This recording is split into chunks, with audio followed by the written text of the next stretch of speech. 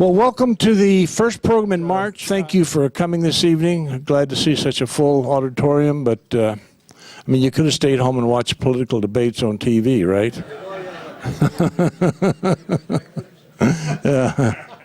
No, Judge. Well, let's get started with the evening program. It's good to be back here in Minneapolis, St. Paul. The last time I was here, there was a snowstorm coming through, and now you've got a heat wave here, from what I can tell. I was here the last time to talk about Wild Bill Donovan, who was my previous book, who was head of the OSS, the Office of Strategic Services. After I published that book, I really had a tough time figuring out what my next subject was going to be. In fact, I was wrestling with the ideas when I was talking with you the last time. Donovan was a larger-than-life figure, a World War I hero who had been awarded the Medal of Honor, a millionaire Republican Wall Street lawyer often mentioned as a possible presidential candidate, and the man Franklin Roosevelt picked to be his top spy master in World War II. In July 1941, by way of background, Donovan began what eventually became known as the Office of Strategic Services, the OSS. He started his agency really with just one guy, and that was himself. But over the course of the war, he assembled a force of more than 10,000 spies, saboteurs, commandos, propagandists, research analysts, and support personnel scattered in stations all over the world. Wild Bill, he got that nickname, leading infantryman in World War I, also was a controversial character. His agents in the field revered him. His enemies, political enemies, and he had many of them in Washington, thought he was as big a threat to the United States as Adolf Hitler. So Donovan was going to be a hard act to follow. I finally settled on 4 subjects for my next book. Allen Dulles, on the far left here, Richard Helms, William Colby, and William Casey. Allen Dulles, who was America's spy chief from 1953 to 61, launched the calamitous operation to land CIA-trained anti-Castro guerrillas at Cuba's Bay of Pigs. Richard Helms, who was CIA director from 1966 to 73, was convicted of lying to Congress about the CIA's effort to oust President Salvador Allende of Chile. Bill Colby, who was CIA director from 1973 to 76, would become a pariah among Langley's old hands for releasing to Congress what eventually became known as the Family Jewels Report on agency misdeeds in the 1950s, 60s, and early 70s.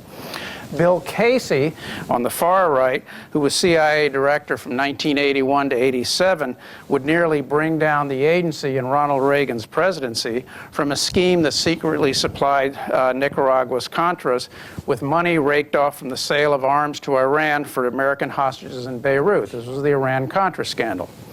But before these 4 men became their nation's spy master, they served under Donovan as operatives.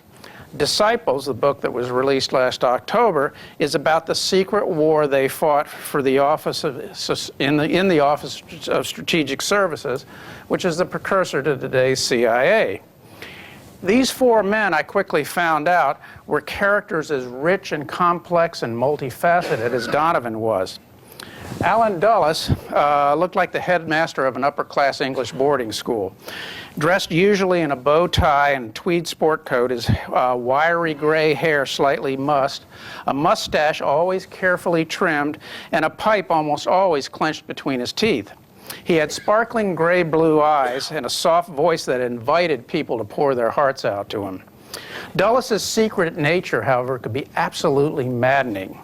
One of his agents once joked that if you asked him if it was raining outside, he'd laugh at you and not tell.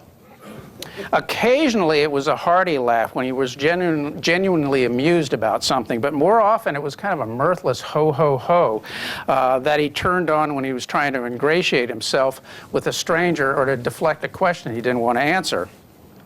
That country gentleman routine also masked a fierce competitor not willing to give up a single point on the tennis court, a back alley fighter, as one of his agents once called him, and a devious man who sized up people based solely on whether they could be useful to him. Richard Helms was a consummate spy.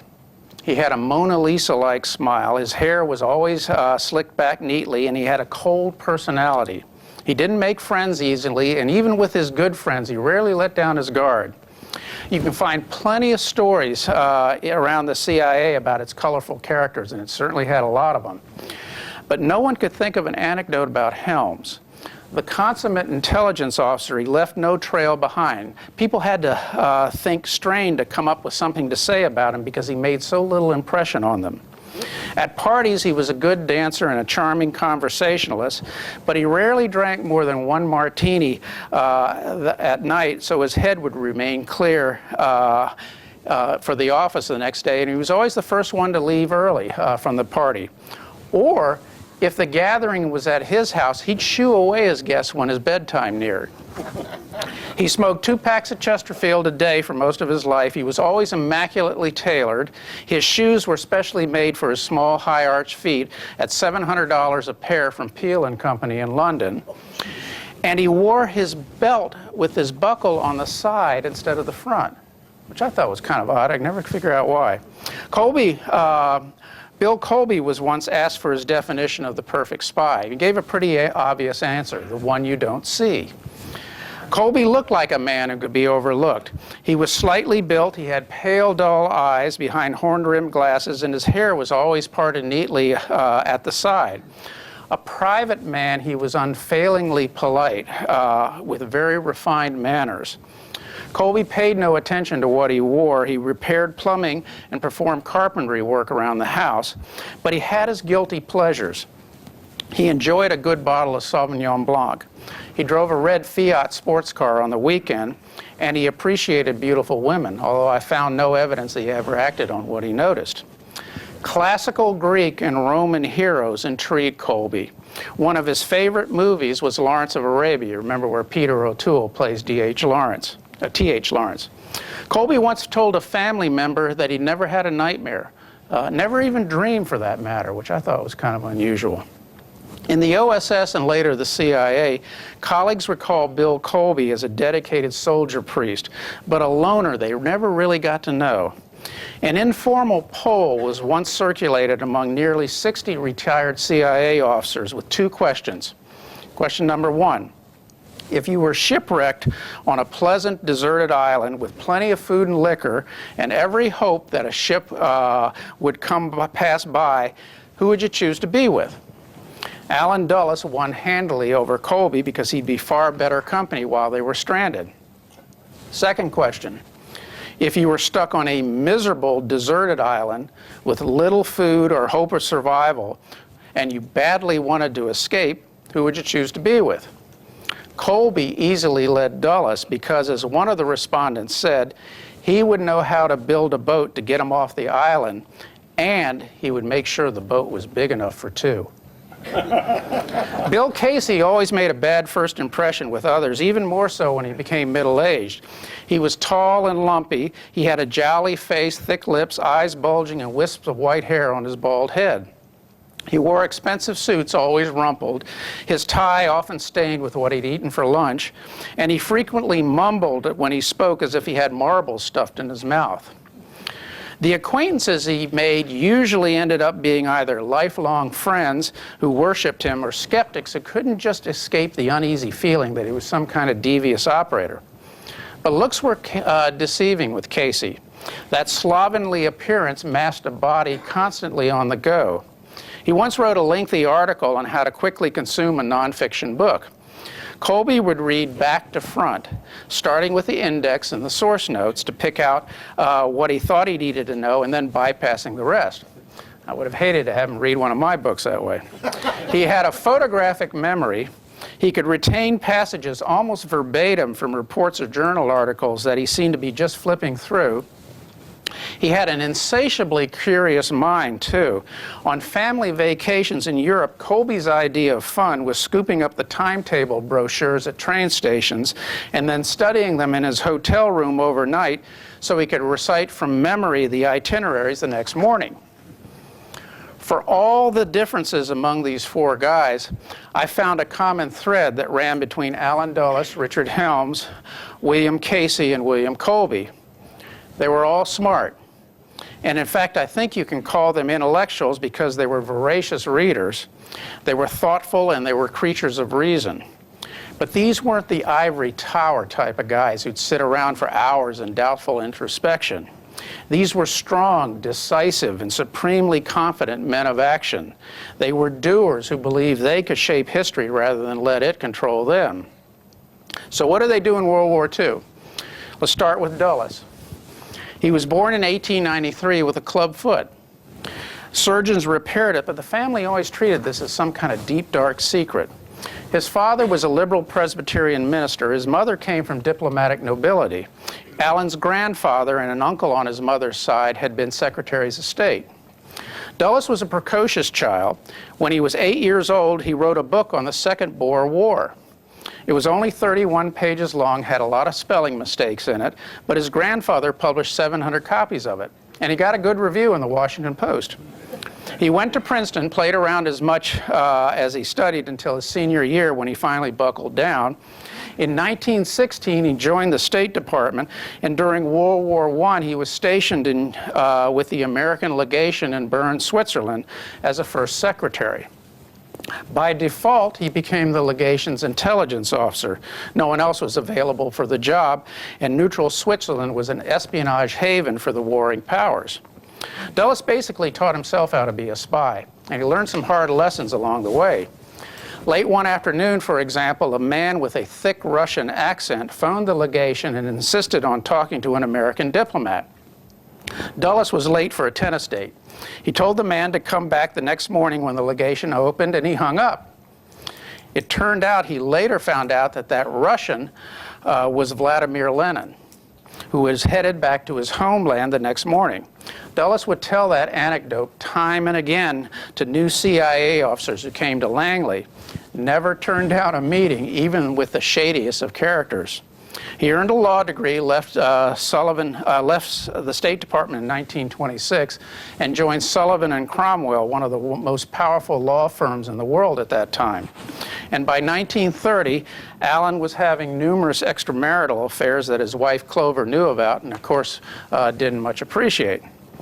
In the months before Pearl Harbor, Dulles picked up rumors that Roosevelt had made Donovan chief of some nefarious spy group with secret funds that the White House controlled.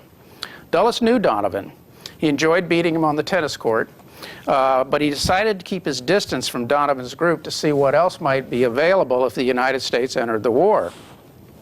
After Pearl Harbor, Dulles decided to join the OSS. Already wealthy from his law practice, he agreed to take no government salary. His first job was organizing a major intelligence outpost in New York City to hatch covert operations against Germany. New York, it turned out, was a good spot for recruiting foreign spies. The city was filled with immigrants and deposed royalty and European expats, many of them shady characters dreaming up schemes in their Manhattan salons for underground revolts in Nazi-occupied countries. Dulles and Donovan weren't particularly bothered that a lot of these would-be emigre spies turned out to be a waste of their time. New York became a laboratory for Dulles' experiment in intelligence gathering.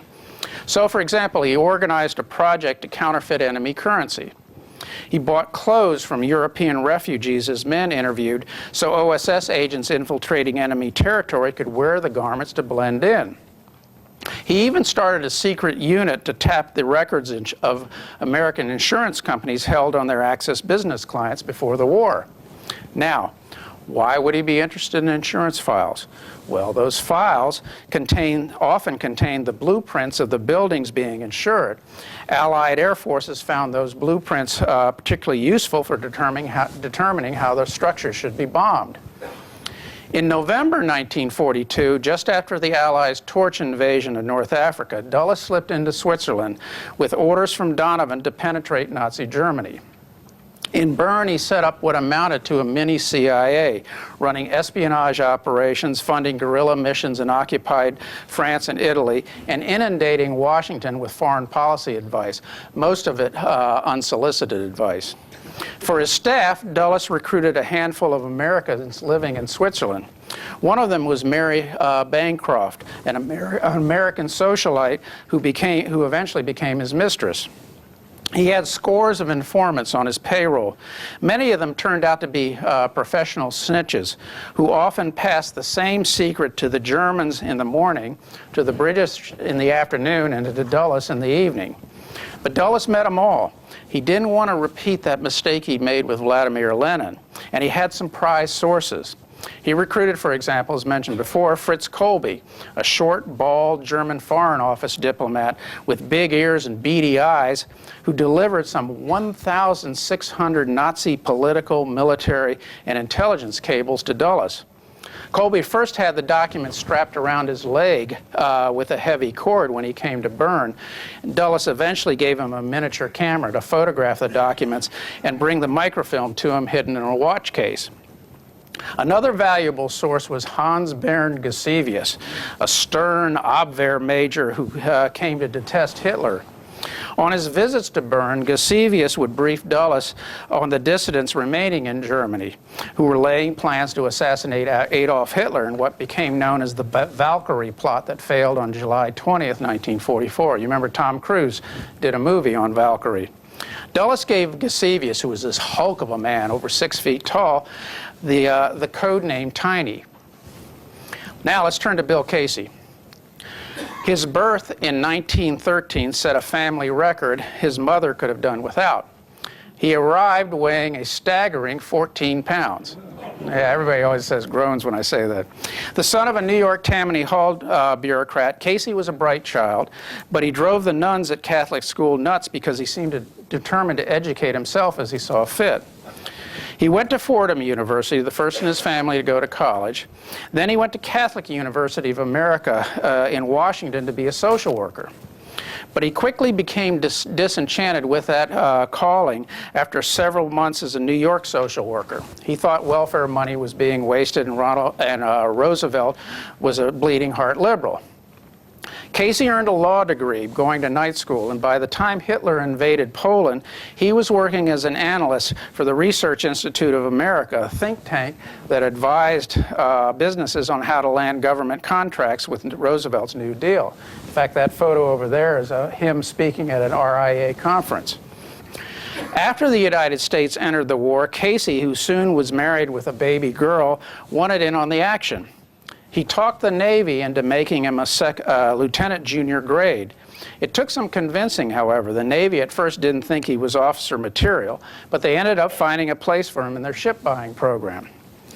Bored with pushing paper for the Navy, Casey noticed that a number of wealthy young men had found jobs in a secretive organization that Donovan was running. He managed to wangle an interview with Donovan's recruiters, but they also weren't particularly impressed with this officer who didn't seem to have much military bearing. But they hired him and quickly realized that Casey was a whiz at administration, and from his Research Institute of America days, he could analyze big chunks of information and write clear intelligence reports. So they packed him off to the OSS's very important London station at Grosvenor Square to manage the flow of paperwork there. In short order, Casey had his hand in every major operation the station was running. He was kind of like a human tornado. As one of his officers said of him, you could not pay attention to Bill Casey. Donovan was impressed with this 31-year-old Navy lieutenant. In December 1944, he made Casey his chief of secret intelligence for Europe and ordered him to infiltrate the OSS agents into the Third Reich. That was a daunting mission at that point.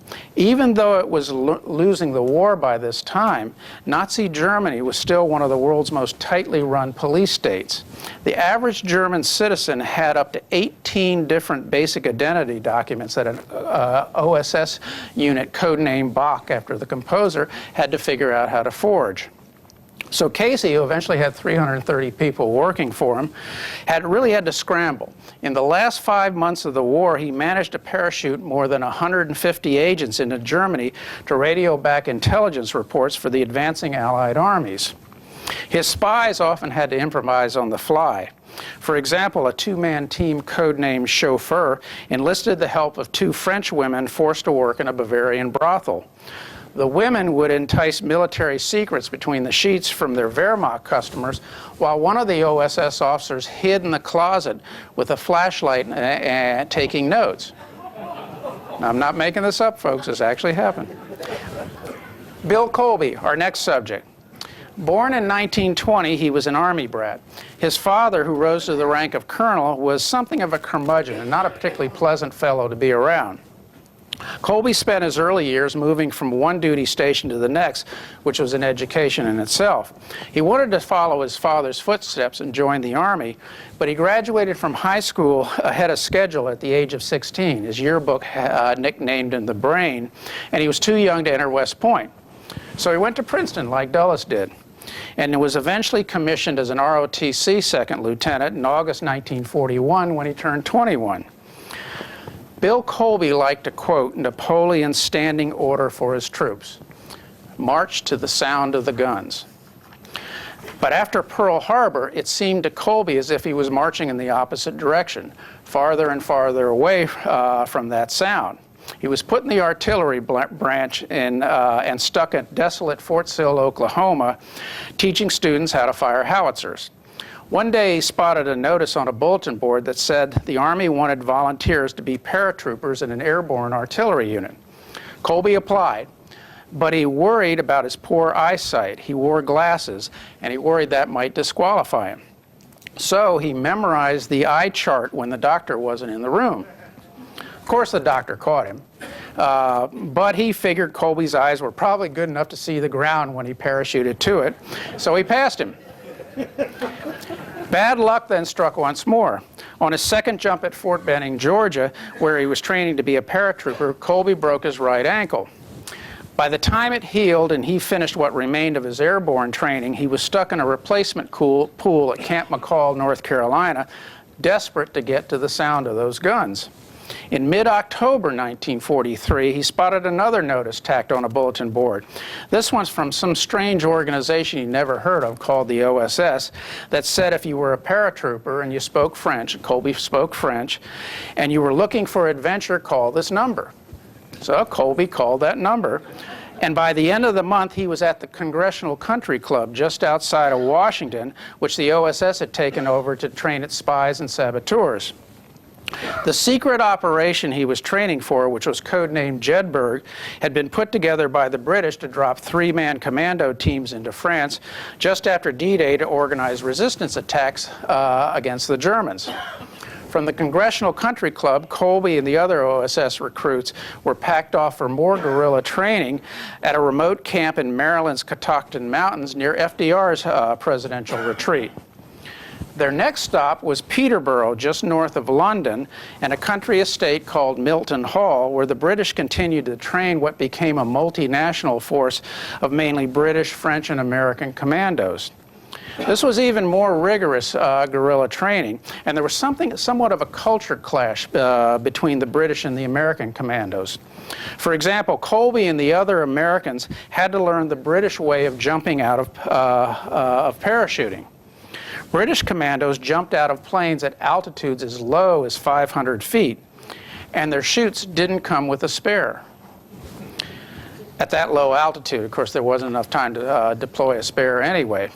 The instructors told them that if their chutes didn't open, to bring it back and we'll give you a new one. Of course, the Americans didn't find that joke particularly funny. Finally, in August 1944, Colby's three-man team dropped into the Burgundy region southeast of Paris to organize French resistance attacks as Patton's Third Army came through. The secret war they fought, however, turned out to be complicated. Colby's team had to deal with an assortment of resistance factions that were poorly trained and equipped, where each faction seemed to have a private political agenda, and they seemed to be fighting among themselves as much as they did the Germans. And Colby didn't know it at the time, but one of the top resistance leaders he was working with, a man named Roger Bardet, was secretly collaborating with the Germans. The Abwehr's top spy catcher in France, a guy named Hugo Bleicher, had recruited Bardet to betray his country.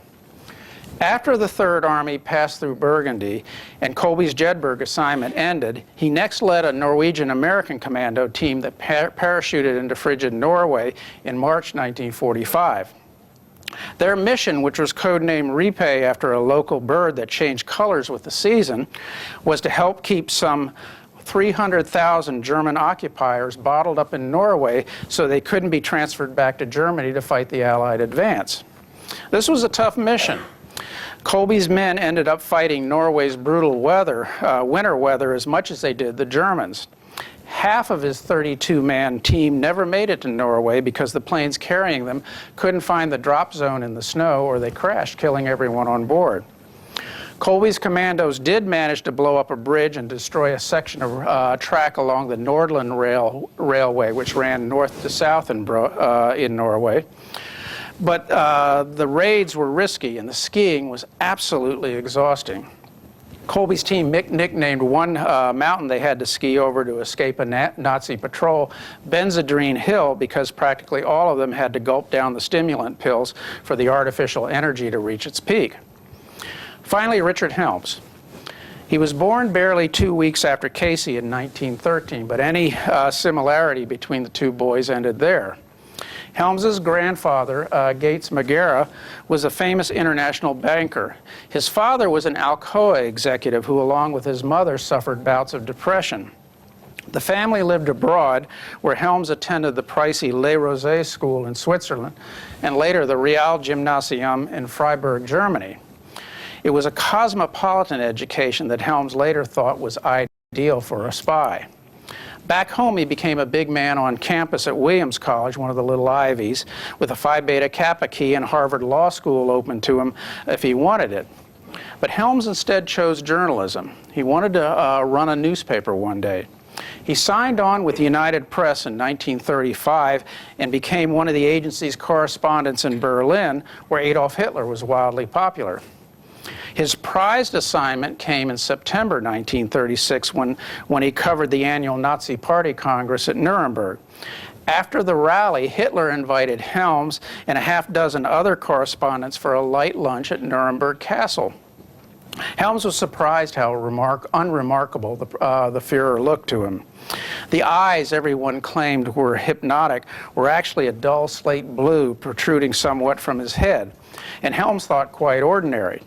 His pasty white face was tinged slightly pink, gold filled many of his teeth, and his knees rocked back and forth when he talked to the reporters, which Helms thought was kind of odd.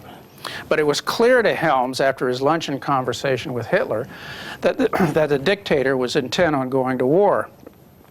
After Pearl Harbor, Helms joined the Navy and was perfectly happy in the service's New York office plotting merchant ship movements to avoid German U-boat packs. When out of the blue, the OSS summoned him to its Washington headquarters in August 1943. Donovan's agency, it turns out, had sent a request to the Navy for an officer who spoke French and German, who had lived overseas and had worked as a reporter. An IBM computer in the Navy's personnel office spit out Helms's name. The next thing Helms knew, he was in a farmhouse in the countryside north of Baltimore for 2 weeks of spy training. He learned how to build a cover story to hide his identity, how to pick locks and burglarize offices, how to blackmail foreign officials for secrets, how to evade shadowing by Gestapo agents, how to fight dirty with knives and pistols in the jagged edge of a whiskey bottle in a bar. Toward the end of the second week, as a field exercise, Helms was sent out with just $18 in his pocket to try to talk his way into a Pittsburgh steel plant and abscond with documents on the type of war goods it manufactured. The OSS called these training exercises schemes. His palms sweating, his stomach all knotted up, Helms managed to get into the plant, scoop up handfuls of paper on unattended desks, and slip past inattentive guards.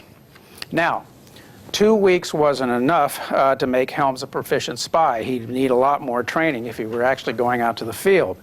But it was enough in the OSS for a staff job in the agency's Washington headquarters on Navy Hill, where he first served with the planning group dreaming up operations for overseas stations, and then worked in a bureau that coordinated intelligence collection on Germany. Helms had other odd jobs as well. Donovan, and one of them, brought Charles de Gaulle's intelligence chief, who was this unsavory French colonel, to the United States for what amounted to a junket to butter him up. Because he spoke French and had been a newspaper man, Helms was assigned to the escort team for the colonel and his aides, with the very important mission of keeping the Frenchman's visit out of American newspapers. For the 3 weeks, a military plane flew the Frenchman, Helms, and the other escorts around the country to see the sights. So they had an expensive night out at Antoine's restaurant in New Orleans. In Hollywood, studio executives arranged for high-priced call girls to entertain the colonel and his aides in their hotel rooms. Helms was relieved that the visit never got into American papers. He finally made it to London in January 1945. He roomed with Casey, who lived like a slob, and he worked for him keeping an eye on the Joe handlers. Spies the OSS sent out were called Joes, and an OSS handler was assigned to watch over them until they boarded the plane that took them off to their drop zone. Helms would drive out to Harrington Field, north of London, with the Joes and their handlers, watch the planes take off with their spies. Then he'd wait at the airport until the aircraft returned and the pilot reported to him that the drop had been successful. After Germany surrendered, Helms and Dulles moved into war-torn Berlin to set up the spy station there. It's hard for us today to imagine just how devastated and chaotic and still violent the European theater was after Germany's surrender.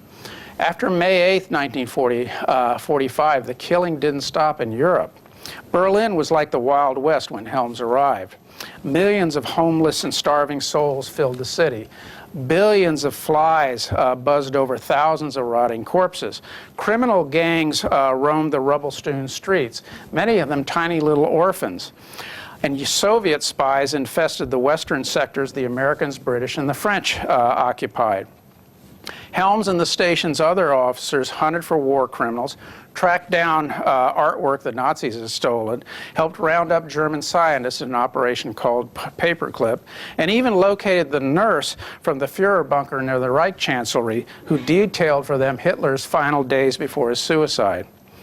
The target of Helms's spying soon shifted from the remnants of Nazi Germany to the Soviets who occupied East Berlin. And under highly classified orders from Donovan, Helms and the other operatives in the Berlin station also spied on the British and the French in their sectors. Donovan assumed the British and the French were spying on the Americans. Helms, Dulles, Colby, and Casey all returned home from World War II not emotionally drained or scarred by what they'd experienced. You don't find any PTSD among these guys. Instead, they returned from Europe rather invigorated from their fight against Nazism and ready for the next battle, which was against communism. World War II had a huge impact on their lives. Dulles ran the CIA much as he did his OSS station in Bern, Switzerland. The OSS taught Helms how to be a spy, and when he returned, he decided intelligence collection and not the newspaper business was his calling. Colby, Bill Colby, who wore his floppy fatigue cap from the war when he tended his garden, got a law degree when he returned, but he quickly grew bored with being a lawyer. He joined the CIA to fight communism as he'd fought the Nazis. When Bill Casey became CIA director, he hung two pictures in his Langley office, Ronald Reagan's and a photo of his mentor, Wild Bill Donovan. So with that, I'll end it. And I don't know what the next thing, we're getting questions or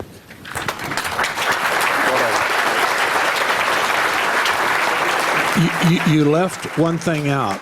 Uh-oh. Where was Bill Colby born? Oh, yes, that's right. He was born here in St. Paul.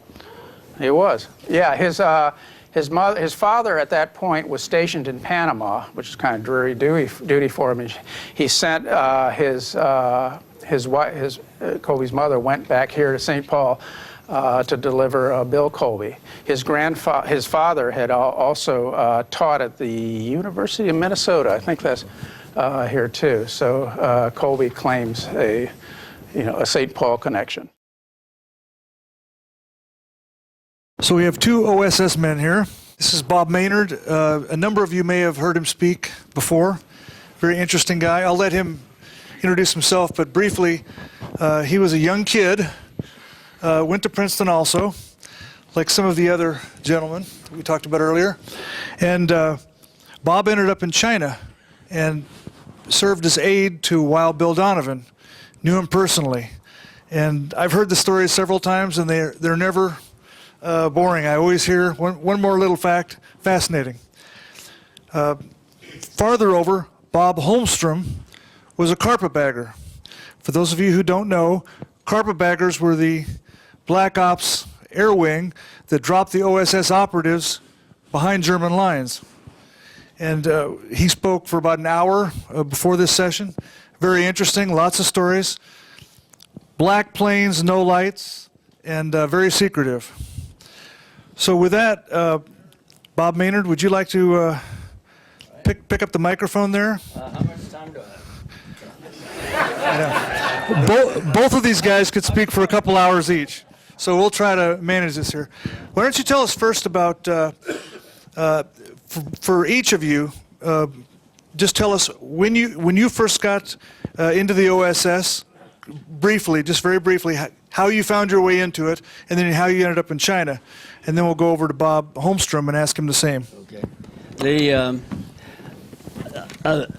My beginnings were very much like Bill Colby's. We both went to Princeton and both were in the ROTC, but he graduated as a lieutenant, and I was only a sophomore, so I ended up at Fort Bragg as a buck private, just like a draftee.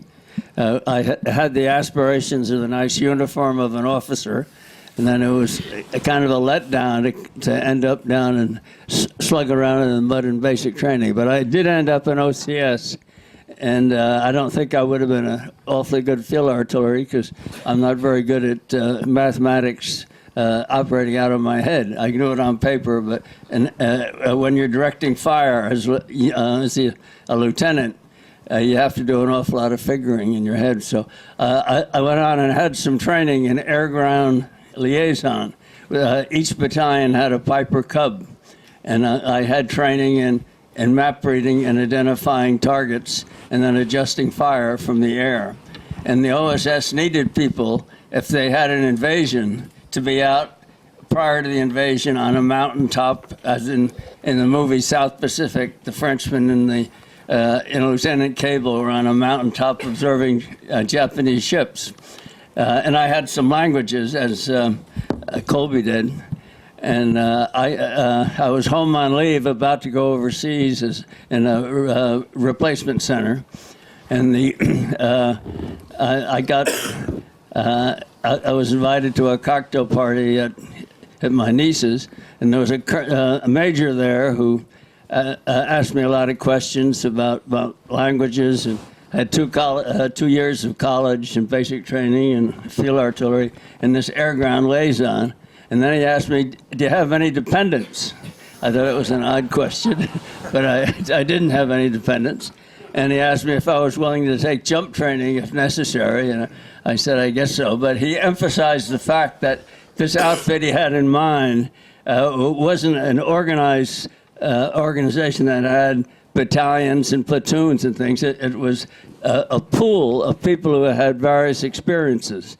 And mine was a short experience, but it might be useful during the war. So they had this pool, and they would identify a mission, and then pull out of the pool a radio man, a demolitions man, a map reading man, or a specialist in that particular area.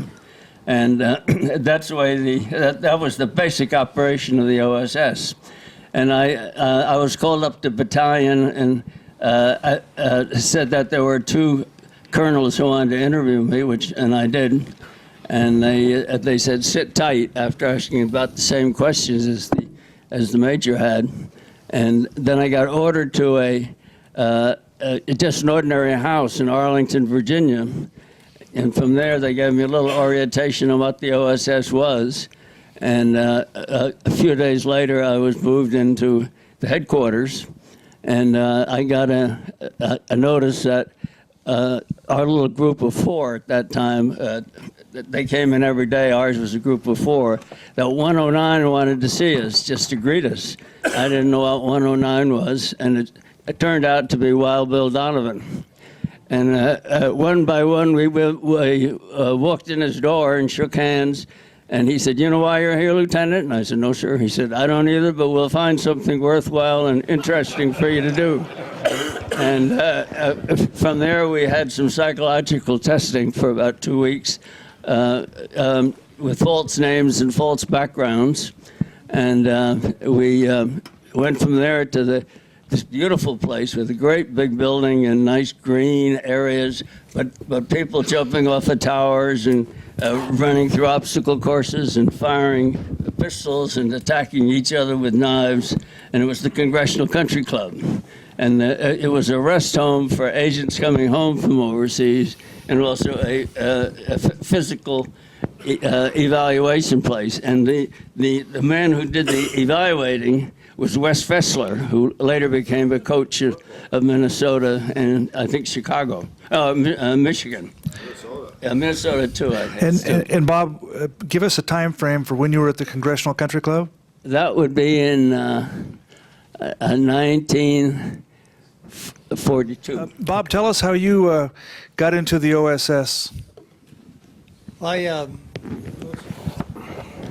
When I was 17, I went over to the National Guard Armory in Minneapolis, and I signed up to be an air cadet. And we trained for a while. We trained for a while and went back to school, and pretty soon it was April of 1945. The President Roosevelt abolished our class. They had enough pilots to finish the war, so we were chosen then to go to the OSS, and I was passed the psychology program. We were asked about our training. One of the very first things they asked was, you ever a Boy Scout? So if you had some training in that, it amounted to something. So we went to Mountain Home, Idaho, and I got set up with a crew. We went to school, and we learned to fly at night, night vision classes, learned survivor skills, learned to fly low over the mountains. I couldn't figure out why that was offhand. We'd fly over the Gulf of Mexico 120 feet high. I couldn't figure out what that was for either, you know. I found out that that's why I flew across from England to Europe and keep out of the radar that the Germans had, and they had better radar than we ever had. Bob, let's talk about your training. One of the things you mentioned earlier, you actually had flight training. I had flight training, and it worked out really well because in our training for the OSS with our B-24, it had so much valuable equipment on it that each one of us had flight training so we could bring that airplane back in case the pilot and co-pilot were killed. One of us could go up front and get the airplane back with all the stuff on it because it was just to be clear, very, very valuable. Bob was a tail gunner, but he could go to the front and fly the plane. Yeah, it was something different, I'll tell you. It wasn't a very easy airplane to fly either. You could move the controls and it wouldn't respond. You'd have to wait. This is a B-24. Yeah, the 17 was a lot easier to fly than that 24 was for sure. But it was a good airplane, and I survived 25 missions over Germany with that, in France, Denmark, Poland, and so forth, and some of the other countries over as far as Switzerland. So, Bob, tell us how you got to Harrington Field, and when did you find out you were going to be in the OSS doing covert work? I didn't even know that until I got to Harrington Field. We went over by a board ship on SS Ile-de-France, and it was the second largest ship, small, just a little bit smaller than the Queen Mary at the time. And we landed in Glasgow, Scotland on the Firth of Clyde. And when we got into the bay, they pulled back the submarine nets, and one of the German submarines got inside of the river. So we had quite a commotion there. We had to stay aboard the ship. We couldn't get off because they couldn't ferry us in for 3 days until they got rid of that German submarine. it was really something else, I'll tell you. Then we were shipped down by train down to Harrington Field, Field 179 at Northampton, England. It was a tent city. The winter of 44 and 45 was the coldest in Europe in 100 years. So it was bitter cold. Had you flown a B-24 before you got to Harrington? No, sir. We never did that. Well, all the training was over there, over England. And I couldn't begin to tell you how hard it was to pull that yoke back and that airplane. It was really something else. I'm glad you weren't a pilot for Northwest. I did work for Northwest when I come back. Matter of fact, I retired out of there. There we go. Bob, tell us about your arrival in China, how you got to China. Well, we went from the Congressional Country Club by train out to Los Angeles and then down to San Diego, and then by slow boat to China. Took about almost 3 weeks going zigzag through the way, and got to Calcutta finally. And then from there by train, whenever there was an upgrade, everybody got off and pushed.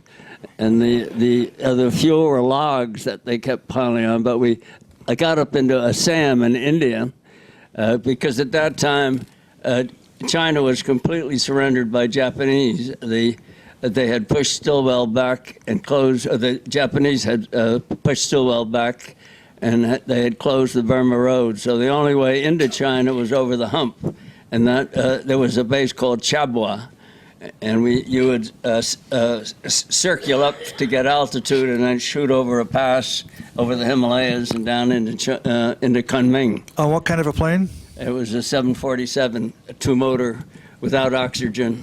And it was hairy, and there were mean pilots because they'd point out C-47. all the wreckages down there that had crashed and been attacked by Japanese fighters and shot down. So I think they got their jollies out of scaring us on the way. But when I got to China, I was, I shouldn't say this because it puts me down a bit, my qualifications, but there was a notice on the bulletin board to report immediately to Colonel Hepner, the head man, and I thought I was in for something bad. And I went in and saluted. It was Colonel Hepner was a colonel of field artillery, and Colonel Davis, the number 2 man, also field artillery. And so that was a little bit of an introduction. We had the same military background, and I had 3 qualifications that no one else had for this very special job. That was availability. I had no assignment, so I was just covered with availability. Number 2, I was field artillery, and these 2 top guys were field artillery. And number 3, all 3 of us had played baseball at Princeton, so that was the clincher of my qualifications.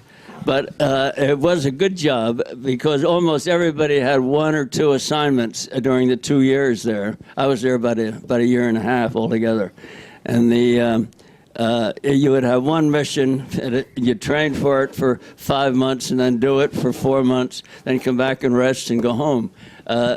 This special job that I had was to act as sort of liaison with all the operations that were going on to make sure that their needs were satisfied. So if a message came in overnight, and my job began at 4 in the morning till about 7 on this particular job. After that, I was the official courier. I would go out to the various places where they didn't want to put things in writing. I'd do it orally. If it was in writing, just be a postman, sort of. But the main job from 4 to 6 or 7 was to read the incoming radio messages from the field. Example might be that Apple team had jumped near a bridge that was to be destroyed, and they couldn't land where they had planned to go. because the Japanese had moved in there unexpectedly, and therefore that they had landed on the other side, and that they had broken the antenna on the radio and would need a repair job. And number two, the major in charge sprained his ankle and would need a brace. This is a hypothetical case. And that they had lost all of their food, and then they needed food in an emergency. So my job was to be sure that everybody was prepared to meet those needs. And there was enormous secrecy in the OSS in China. The research and analysis had very little contact with the special intelligence or special operations or airdrops. So this message couldn't be circulated because of security. And as a result, my job was to contact them individually and tell them that there was a contact man who was in charge of the mission, but they should get an airplane ready to take all this stuff out to them by that afternoon, say. And it was just sort of a coordinator. I had no job description. It was just made up by Colonel Hepner. But as a result, I got to be in presence of greatness at my very, very, very low level. At what age were you, just to be clear? I was 22, and I was just the first lieutenant. And but that led to when Wild Bill Donovan came to China, he didn't bring his aide with him, and he had three missions. One was to meet with Mountbatten. So tell us first, when was this? This was in 1945. Do you remember the month? Yes, he first came in August, early August or late July of 1945, and he knew about the atomic bomb, and no one else there did. But he would talk about, hypothetically, if something were to happen suddenly, what would the British do, what would the Chinese do, what would we do, who'd be responsible for Vietnam, and who would be responsible for Manchuria. And that was mission number one. Mission number two was to set up 8 teams to rescue POWs, and there were about 30,000 of them all over Manchuria and in other parts of China and in Burma. And these 8 teams were all successful in getting the prisoners safely released, although they were in terrible shape. The main one, obviously, being General Wainwright, who was left at Bataan to be captured. Tell us about your plane, your B-24, the name of it, and just tell us about a typical mission. Our plane was a B-24, and my mission that I remember most was when we were flying over Germany, and we were sent out to contact some patriots in Germany, and we were flying down the Rhine River. And my job at that time was to throw out some pigeons. The pigeons were in a oatmeal box with feed for 3 days for the pigeons.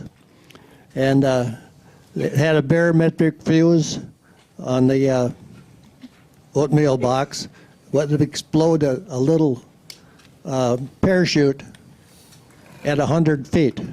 And those patriots would pick up the pigeons.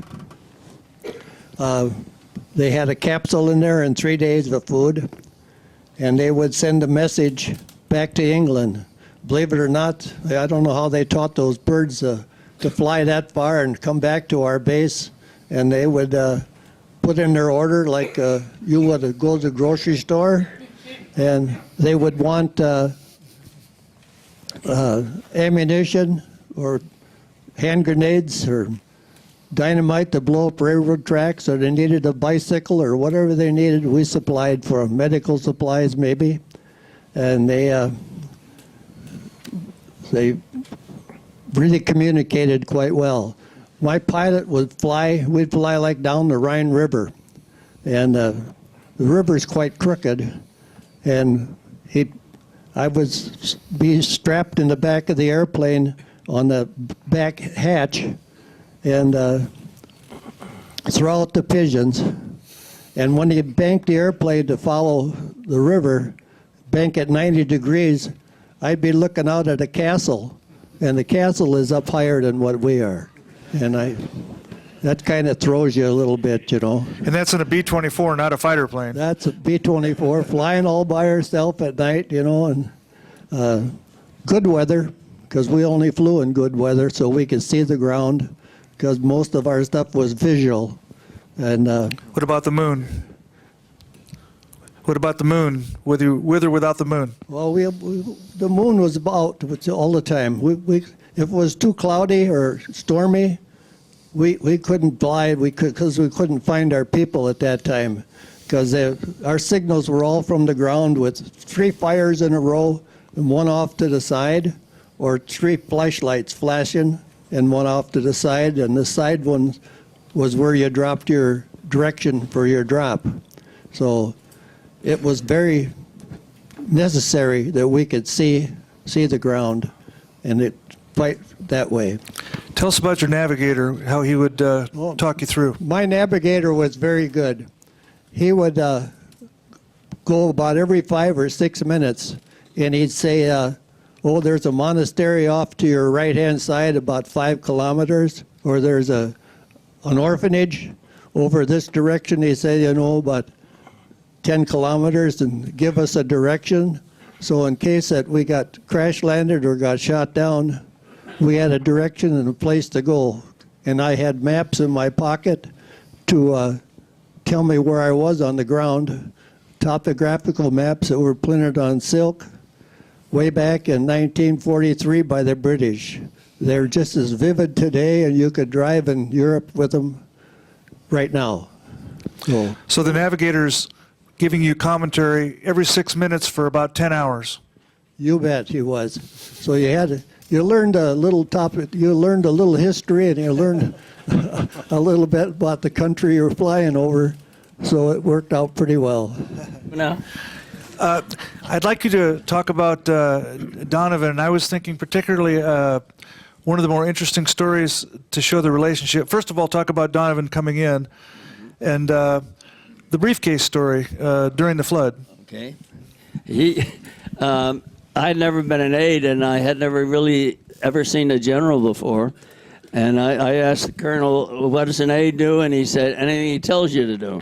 And he was a real giant at the time, and everyone in the OSS was completely loyal to him and devoted to him.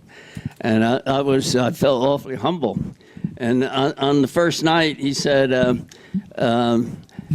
Lieutenant, do we have a barber? And I said, well, yes, sir. And he said, well, have him in here in the morning because I really need a shave and a haircut, and I have some arthritis, and I can't do it myself. So I had 2 alternatives. There was the town barber who cut our hair, and he was an old fella with a blue smock and a scraggly beard, didn't speak any English. Or there was a fellow who took care of the Doberman Pinscher war dogs that we had for security. And he had done some barber work on the dogs, but also for some of the enlisted men. So I thought he was a possibility.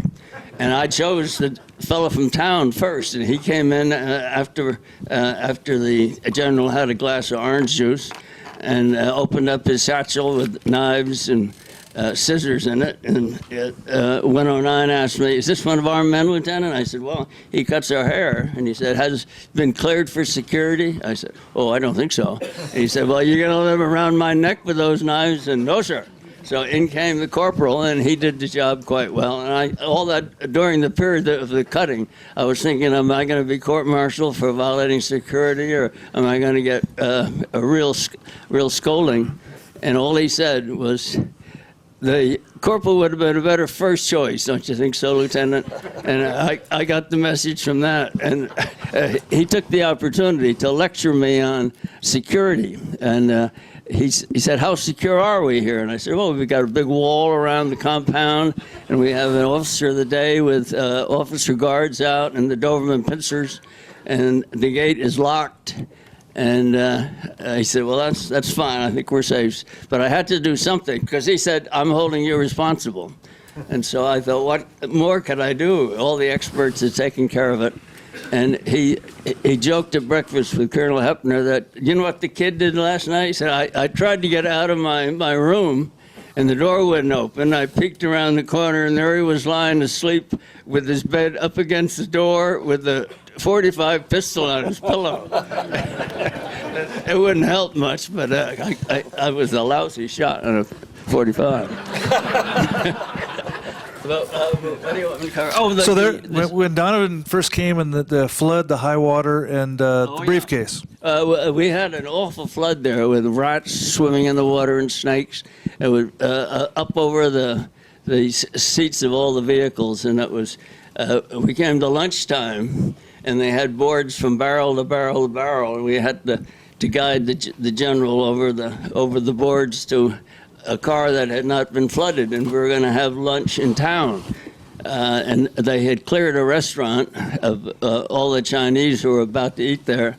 And the colonel, a driver, Hepner and I, Donovan and I went out and had a good meal. They were very polite and nice. And he had a briefcase that he wouldn't let out of his personal hand. All during his stay there, because he had information there about the timing of the atomic bomb and what his plans were about setting up these rescue teams for the POWs and the plans of who would do what if the war were hypothetically to end quickly. And he wouldn't leave that back in headquarters, and he insisted on holding it himself. And after our lunch, we got back in the car and drove a minute or so, and he leaned forward to Colonel Hepner in the front seat and said, "Do you have the briefcase, Colonel?" And he said, "No, sir." He said, "Lieutenant, do you have it?" "No, I don't have it either." He said, "Well, let's go back and get it." So we went back and went in the restaurant, and they were full of Chinese that we'd been eating. And I looked under the table, and his briefcase was there, and I picked it up, and they all said, "Ding hao, ding hao." And I got back in the car, and there was silence for a while, and then Donovan said, "I won't tell anybody if you don't." I just did. Bob, when you were a pilot and you had missions, when you came back to the United States, you were discharged. You obviously couldn't talk about what you did. Were you sworn to secrecy? And what did they put on your discharge that you did during the service? I think it was kind of covered up a little. When we left England, as a crew of 10 people that had flown together, we were taken into a room and raise your right hand, and you will not talk about anything that happened for 40 years, because relatives of the spies and their children, they would be killed if we talked about it. So that's the way that went. My service record, my DD 214, says absolutely nothing of what I did in World War II. My records are in Virginia, 3 stories underground. Our whole outfit is. So it's still secret. And So what'd you do in the job interview when they asked what you did in the war? well, all I told everybody, I was a tail gunner and a B-24. Right. That's all I could say.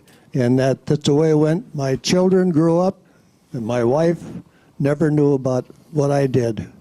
So it was pretty tough. And then now, to remember certain things, it's very, very hard. The best thing about it is when we have our reunions, one of our people will remember something and I'll remember something, and they'll bring up something way out of the past into your memory, and it helps. So we got a lot of tales to tell when we get together. So having covered that, tell us about the security, how the conversation between crews or who you were transporting and what their name was and all that. When we'd go out on a mission, each crew would say we had 16, 20 airplanes going out at that late afternoon, that evening, and fly all night. No crew would talk to another crew. Nobody else knew where we were going except our 10 men on our airplane. It was not discussed at all. So in case we got captured, we knew nothing about anybody else. So it was best that way, and it worked out really well. What about the men or women that you were transporting? If we dropped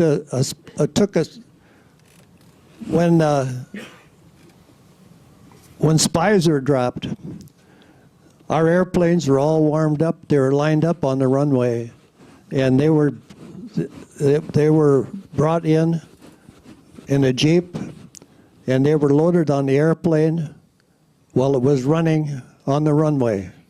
We never had a chance to talk to them at all. The men were called Joes, and the women were called Josephines, and they loaded that way, and we never had any discussion with these people. We didn't want to know nothing about them. It was better that way. And you handled, when you were dropping your load, you facilitated that, right? You left your tail gunner position and you went to the hatch?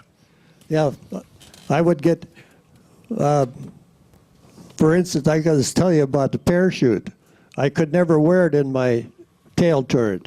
That parachute laid out about 25 feet by the airplane, by the waist gunners. So it was no good to me anyway. And if we dropped something, I would get back out of my airplane and put my safety straps on and open up the hatch and get out of the airplane, whatever was required at that time. Sometimes it was gold. Sometimes it was boxes of diamonds. Jewelry, not just pure diamonds. They wanted to use that to barter with, to buy things for the Patriots. Believe it or not, it worked. So you had two safety straps that you latched on before you opened the hatch? That's right. Otherwise, you're going to go, if you bend over too far and get your head out there, you're going to go out right with it. And tell us your altitude. Well, the altitude was about 450 feet high. At 220 miles an hour. That's right. And it's noisy. Oh, it's that B-24. The side windows are open, you know, for the gunners. They're about 4 feet by 3 feet, and both sides are open. Air blows through there. Just to be like you standing up on a pickup and driving 100 miles an hour down the road. And when you were higher up, it was cold. When it was higher up and we were at altitude, if we were going on a longer trip and farther into, say, Austria, we would fly maybe at between 25 and 28,000 feet, which was probably our maximum. And it would be between 45 and 50 below. So your oxygen mask would freeze to your face. You'd look like a chimpanzee when you come back because it was all red and frozen. So you couldn't tell anybody that you were not in the Air Force because everybody knew it. And tell us about removing the mask when you came down. Well, when you come back again, you had to wait long before you. At 10,000 feet, you could pull the mask off if it wasn't frozen to your face yet. But all the time, sometimes it didn't. It took a little bit longer. But your face got pretty tender, I'll tell you. You looked like a chimpanzee when you went to town, and you couldn't get away from that. And you flew over the bulge. Tell us what it looked like, and tell us what you dropped down to the troops. Oh, the Battle of the Bulge was like the biggest 4th of July you would ever see in your life. The battlefield was probably at least 30 miles wide and 100 miles long. And it, with flares going up and rockets shooting in the air and the tracer bullets flying around, it was really a horrible sight to see, but pretty in one sense. We would drop leaflets at that time to the ground for surrender for the Germans and propaganda. We had the United States, everybody had good propaganda. We had some good propaganda too, believe me. So we had kept the Patriots informed of what was going on by some of our paperwork. Interesting, given that a number of veterans have said the fighting after the Bulge, immediately after the Bulge, was some of the fiercest fighting during the war, and we were dropping leaflets, propaganda leaflets. Well, that was some of the worst fighting of the war. I think it was in about the third week in January, the fourth week in January. Some of our troops got surrounded in Germany. They're at the Battle of the Bulge, and they come along with in our tent city. I had 13 blankets on my bed because it was so cold over there. Each one of us donated half of our blankets, and they packaged them up. We dropped them to the troops because they were muddy and dirty, wet, miserable guys. So they really appreciated what we had. As you can tell by we told OSSers, there aren't many of us left. And we're darn lucky to have the expert today is Doug Waller, who knows as much or more about the OSS than anybody who was in it. And we want to thank him for all he's done for the memory of OSS. Do you want to talk about Bob? Yeah. That's Bob? Yeah. Okay. Statistically, in Minnesota, there's less than 12,000 of us World War II vets left. So I don't know how much longer we can hang around, but we're going to try like the devil. Hang on. So Bob Maynard.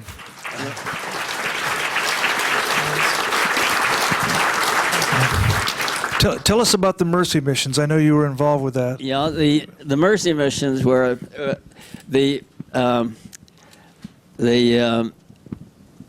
if you saw the movie Saving Private Ryan, there was a big feeling of guilty conscience in Washington about having deserted General Wainwright. He was left there to have the march and to make a surrender, and they knew that Japanese didn't teach people well or treat people well if they surrendered. And so Donovan came in April of 1945 and worked with General Donovan and Colonel Pierce from Detachment 101 to organize about 8 teams of about 8 men each. There was a radio man, a man to drop the pamphlets that Bob mentioned, telling them that the war was over and that we were coming to take care of the POWs.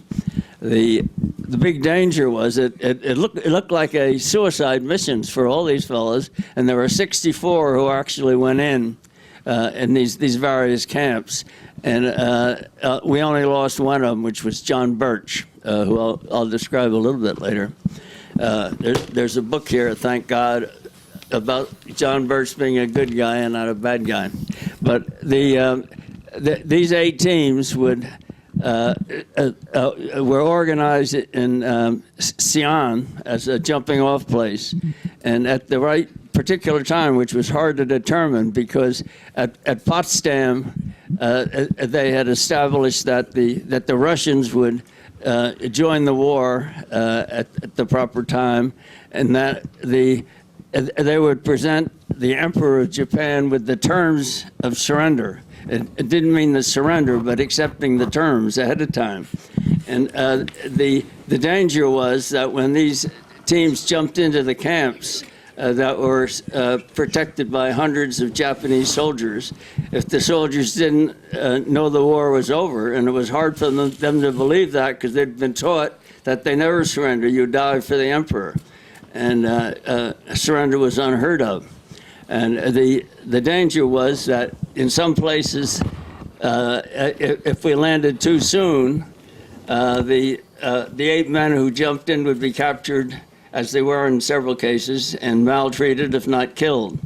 And if they arrived too late, it would give the Japanese time either to kill the prisoners or to abandon them to starve and die of their various sicknesses, as the experience showed might very well happen in the Philippines. That was the Japanese policy there. So these teams had to jump at the very critical moment, hoping that they had heard that the emperor had agreed to the terms. And I'll just mention one of them. The 8 was they all had bird names. There was magpie, and the most important one was up in Xi'an, up in Manchuria, and they jumped in there, and the plan was that they would drop pamphlets, as Bob mentioned, saying the war was over and we'd come to protect prisoners. Then the next thing they would do would be to drop some. Well, first of all, they would meet with Julia Child back in Kunming. She was the central intelligence. All information that the academics from RNA had accumulated were deposited with her. Anything about China. And then we had spies behind lines who were feeding information in, and they're all cataloged by Julia's team. The newspapers today say Julia Charles was a spy in China. She'd say, I was no spy, I was a glorified file clerk. But she wasn't that. She had a very responsible job of cataloging all these things, and she'd meet with each team and tell them how many Japanese were there, that there was a river going by it, and the speed of the river, how many prisoners were in there, and who they were, and what their health conditions were. And the first members of the team would jump in and hope that they wouldn't be captured, and they would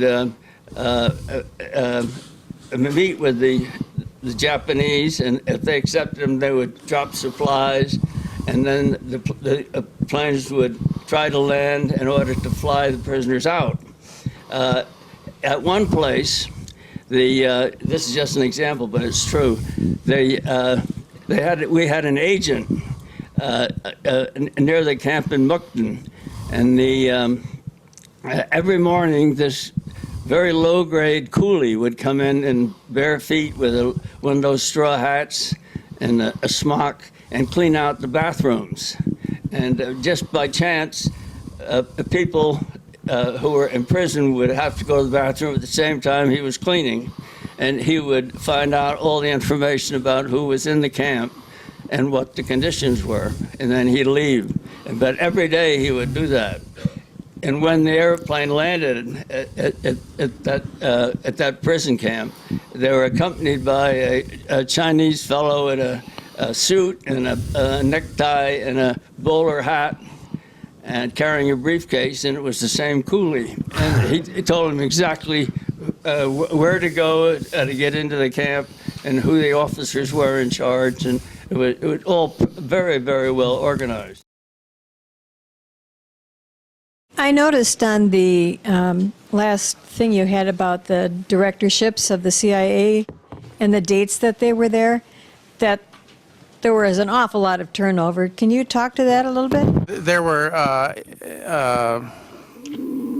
between these four guys, there were other directors there. Generally, the CIA directorship's a controversial job anyway. So there tends to be a lot of high turnover. It's a presidential appointee, so that each president gets to pick his own CIA director. Through the turbulent period in the 50s, 60s, and 70s, you saw a considerable amount of turnover there. Because there was there was a lot of controversy over what the agency was doing. But I mean, Allen Dulles was not the first CIA director. Actually, Bedell Smith, who had been Eisenhower's chief of staff, was a CIA director before him, and then Dulles took it over in the Eisenhower administration. And Richard Helms was started out CIA director under Lyndon Johnson. Johnson actually thought quite a bit about of Helms, brought him into his inner circle. Richard Nixon kept Helms on, but hated the CIA and also hated Helms too. He rarely lost an opportunity in White House meetings to denigrate the agency and Helms. Nixon always thought that the CIA fed John Kennedy information during the election that cost him the election against Kennedy. Eventually, Nixon fired Helms, made him ambassador to Iran. He brought in then Bill Colby because he thought he could control Bill Colby better, which turned out not to be the case. Nixon's forced to resign, and then eventually Gerald Ford fires Colby. This is after, he'd released the crown jewels to Congress. But yeah, I mean that type of job, you'll just get a lot of high turnover and everything. There have been very few directors that have survived it unscathed. When Eisenhower was putting his cabinet together, of course, John Foster Dulles is Allen Dulles' older brother, and helped get Allen the CIA job, the directorship. Interestingly, Donovan had surrogates lobby Ike to make him CIA director, and he actually thought Dulles would do a poor job as CIA director. He'd screw up the agency. Ironically, Dulles thought he could have run the OSS better than Donovan could. So, but Foster helped, helped to pave the way for Ike to pick Allen Dulles. Basically, what there was kind of a swap there. Ike put Bedell Smith, who had been CIA director, over the State Department as undersecretary to watch John Foster Dulles for him, and then replaced Bedell Smith with Allen Dulles. Another question here. Donovan had recommended that the head of the CIA should never be a professional military man, but as it turned out, the first 5 were either admirals or generals. Donovan thought that was too much power, backup power, than was advisable for the country. Question here. What does the OSS symbol stand for? The OSS stands for Office of Strategic Services. No, he means the symbol. The The actual symbol? Yeah. Well, there actually was never an OSS symbol in the OSS at the time. They did have one kind. It looked like a spades, ace of spades, in an oval. In fact, that's the same symbol that the U.S. Special Operations Command today uses. But there was never actually any type of official OSS, stamp or whatever. All of that actually came later from the OSS Society, which was the veterans organization for them, but they never really had one in the actual agency. Anyway, actually, the OSS, according to the detractors in Washington, of course, its political enemies, which it had a lot of, Drew Pearson, the famous columnist in Washington, said OSS stood for "Oh So Social," because or "Oh So Soviet." That was another one too. Well, listen, we're going to stop the. Do you have something? Go ahead, Bob. Yeah. Like you say, there was no actual code word for that, but our group was called Carpetbaggers, and Carpetbagger name originated in the Civil War, and they hauled junk, around, and the pots and pans and kettles, and supported underground, and some of those were spies also moving back and forth, and so we took the name of our group, of the 492nd Bomb Squadron 406, and called ourselves the Carpetbaggers. That was our It's flight to history, I guess. That's great. Well, listen, Doug, I want to present you with this. Doug flew in late this afternoon and is flying out early tomorrow morning. But this is a token memory of, it's a laser with the Harold Deutsch Roundtable logo, your name, and the date of the program. So thank you for coming in and being part of this. And thank you, veterans. Again, as we organize programs, the program won't happen unless we have veterans. So thank you. Support for this program provided by viewers like you. Thank you. Additional support provided through the Catherine B. Anderson Fund of the St. Paul Foundation. Upcoming roundtable topics can be found at www.mn-ww2roundtable.org. Production services provided by Barrows Productions.